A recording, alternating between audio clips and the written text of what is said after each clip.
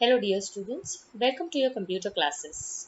Today we are going to start with our next chapter, that is chapter number 7, Microsoft Excel 2010. This is the icon that you will find for Microsoft Excel. Microsoft Excel is a part of Microsoft Office program. We have studied Word, we have studied PowerPoint. Now we are going to study Microsoft Excel 2010. So let us see what are the learning objectives in this chapter. The first is we'll discuss the features of Microsoft Excel 2010. After which we'll learn how to start Microsoft Excel. And finally, the components of a worksheet. In a worksheet, what do you find? The different type of components. So let us first see what is Microsoft Excel. It is a popular spreadsheet program. Your spreadsheet means it is in the form of table, a tabular form sheet in which you get rows and columns. How the window looks like, we'll see further. It is used to perform mathematical calculations. You can add, subtract, multiply, divide, as well as you can perform complex calculations in which in a single equation you can add the numbers, you can subtract the numbers at the same time. So it is used basically for mathematical calculations and to record the data in a tabular form. The data is entered in a tabular form consisting of rows and columns. Moving on to the next topic is features of Excel. What are the different features of Excel? The first one is formulas are mainly used for performing simple and complex mathematical calculations. You get ready-made formulas for adding numbers, for subtracting numbers, for multiplying the numbers. You can use operators, that is the sign symbols, as well as you can use these functions to perform simple as well as complex calculation. Simple calculation means using one single formula, one single operator in this entire calculation. And complex calculation means when we use more than one symbol. Say I suppose I want to add and multiply four numbers together. So that can come under complex calculation. And if I want to just add, that comes under simple calculation. So I can do both kind of calculation in Excel using the formulas. Formatting features improves the appearance of the data. When you're writing the data in the tabular form, you can even change the color of the font, you can change the style of the font, you can give border to the table. So these are the formatting features that can be implied on your data that you write in Excel, and that will improve the appearance of whatever you have written in the Excel sheet. The data is automatically recalculated in the entire worksheet if any changes is made in a single cell. Say suppose I have 3 cells in which I add numbers 10, 20, 30 and I did the total, I get the total as 60. What if I change 10 to 11? Then the total which I have calculated will automatically come to 61. Let us see such example. I'll open the Excel sheet. This is how the Excel sheet looks like, right? It's a tabular spreadsheet. And here, if suppose I start entering the data is 10, 20 and 30. And what if I add these numbers? I'll use the sum formula to add these numbers and enter. I got my total as 60. What if I change the number 20 to 22? See, the total automatically got changed to 62 from 60. So whenever you make any updation in the cell, automatically the data gets recalculated if you make any changes in any data in the cell. Moving on to the next one, the data can be quickly searched and replaced instantly. If I want to search data, it is very easy in Excel. What if you have 100 data written about some, say 100 marks written for different students? It becomes very difficult to search in a tabular form. But when it comes to Excel, Excel provides us the find and search feature, and replacing is also very easy. So we can search a data and we can replace it with some other data if we want in Excel quickly. Autofill option is available. Autofill we have already studied in previous classes when you were in your lower classes. Say suppose I write Monday in one of the cell and I drag this arrow. See, automatically all the weekdays got filled. This is autofill feature, right? So it becomes very easy to fill the data when it comes to autofill in Excel. Moving on to the next one, data can be viewed in a graphical form such as charts, which help us to understand, analyze and compare in an effective manner. Whatever data I write in the spreadsheet, I can represent it in a bar chart, in a column chart, in a pie chart. There are different kind of layouts available for the chart. I can represent that same tabular data into a chart form. So it is very easy when it comes to Excel. And when it comes to chart, I can easily compare the data. That is the advantage of using charts. Moving on to the next, starting Microsoft Excel. Since this is Windows 10, I go to Start button, and here I'll get all programs written at the same place. But in Windows 7, you will get all programs written, and when you go to all programs, you will get Microsoft Office, in which you can go to Microsoft Excel 2010. And this is how your Excel sheet will appear. Moving on to the next, we are going to study what is workbook. Right now when I showed you the Excel window, this entire sheet, the entire window which is open right now in front of you, the Excel window which is open, that entire sheet is called the workbook. Let us see the definition of workbook. What is a workbook? The Excel window that appears on the screen is called workbook. By default, always the book name is book 1. Whenever I open the first window of Microsoft Excel, by default, if you see the title bar, the name of the Excel window is book 1 by default. You can change this when we can save the file. When we'll save the file, this name gets changed in the title bar. Otherwise, the default name is always book 1. Moving on to the next term that you need to know is worksheet.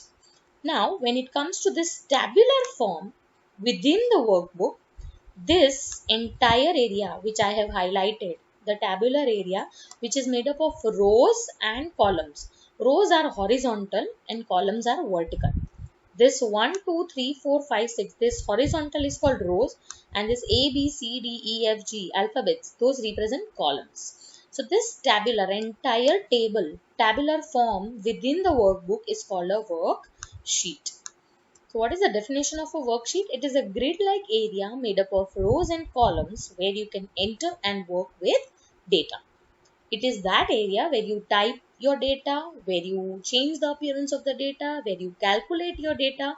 So that is the area which is known as the worksheet. By default, there are 3 worksheets. Whenever I open any Excel sheet, at the bottom if you see, you'll always get 3 sheets open. Sheet 1, sheet 2 and sheet 3. Always whenever you open your Excel, you will get these 3 worksheets by default. How many rows and columns does a worksheet consist of? A worksheet consists of 1,48,576 rows and 16,384 columns. So these are the number of rows and columns that are present in a worksheet. Moving on to next, let us see the parts of the Excel window. The first part that comes is quick access toolbar. This is that part which has the options which you can quickly access, like the save button, we have undo button, we have redo button. If you go on to this arrow, you can find the other options like new, open. You can place them over here on the top of quick access toolbar, from where you can directly use it and perform your different functions. Like if I want to save, I do not need to go to file tab, click on save and then I'll get the save as window. No, I can directly click on this save button to save the file. So the first part is quick access toolbar. Moving on to the second part, tabs. The home, insert, page layout, formulas, data, review, view. The names which are seeing right now over here are known as the tabs. Moving on to the next one, title bar. The first topmost bar on the top of the screen, on the top of the Excel window, is known as the title bar. Title bar generally represents the name of the file and name of the program. Name of the file by default is book 1. It will change as soon as you save the file. And Microsoft Excel is the name of the program. So name of the file and name of the program is shown on the title bar. Moving on to the next, groups. In each and every tab, if you click on home tab, you get clipboard, font, alignment, numbers, styles, cells, editing. These are the groups. Likewise, if I go to insert tab, I'll find the other groups. So each tab has got different groups, and these groups are based on the type of tools available in those groups. So these are the tabs and these are the groups. Moving on to the next part, the tabs and the groups together are known as ribbon. This entire part is known as the ribbon, where it is the merger of tabs and groups. Next part that comes is file tab. In the file tab, you will find the common options like new, open, save as, print, close, exit. These are the common options that you'll find in the file tab. Next one is the name box. Name box is representing the name of the cell in which your active cell is. This black color border on the cell is known as the active cell. जहाँ पे भी ये black border होती है, that is known as the active cell. And the name of this active cell is represented in the name box. I just show you in the Excel window.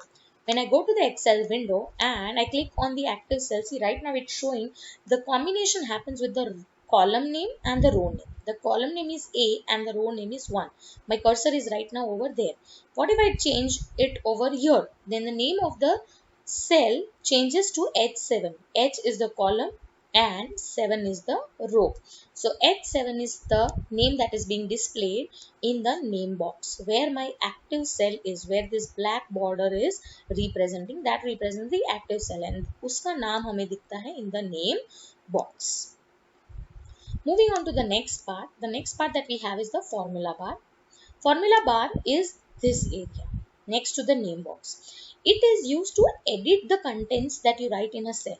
In a cell, say suppose you have written name and by default you forgot E. So in that case what you can do is you can go to the formula bar, you can click over there and you can add E and you can press enter. So the name changes, right? So if you want to edit any content within the cell, you can do it on the formula bar. Also, the formulas that you apply while doing mathematical calculations can also be seen on the formula bar. See here I did the total using the sum function. It is showing the formula that I have applied for the addition of these three numbers. So that formula is also seen in the formula bar. Moving on to the next part that we have is the active cell. Like I told you, the active cell is the screen. This black color border shows the active cell, representing kind of a cursor in which you can start writing. So active cell is something where you start typing. Wherever this cursor is, you will start typing into that box. Moving on to the next one, we have column headings. A, B, C, D, E, F, G. The alphabetical representation is done for column heading. And next comes the row heading 1, 2, 3, 4, 5, 6. These are the numbers which represent the row headings. So alphabets represent the column headings and numbers represent the row headings. Moving on to the next, range of the. Coming to the next part that we have is range. Now range represents the selection area that you do in the cell. Here I have selected the cell from D12 to I12. I'll just show in the Excel sheet. Here I have selected this range of cells. Here these cells can be represented as F11 colon K17 from the first cell of the selection to the last cell of the selection. That is how you mention the range of the cell. Moving on to the next part. The next part is status bar. At the bottom of the window you see is the status bar. The last most bar of the entire Excel window. And finally we have is scroll bar. I'll just show you in the Excel sheet. This is the status bar at the bottom, gray part, and this is the scroll bar which is used to scroll the worksheet up and down. So that is all students from today's class. I'll be moving on with this chapter in the next class. Till that time, go through this video, thoroughly watch it, and please put up any doubt in the class if you have. Thank you. Bye.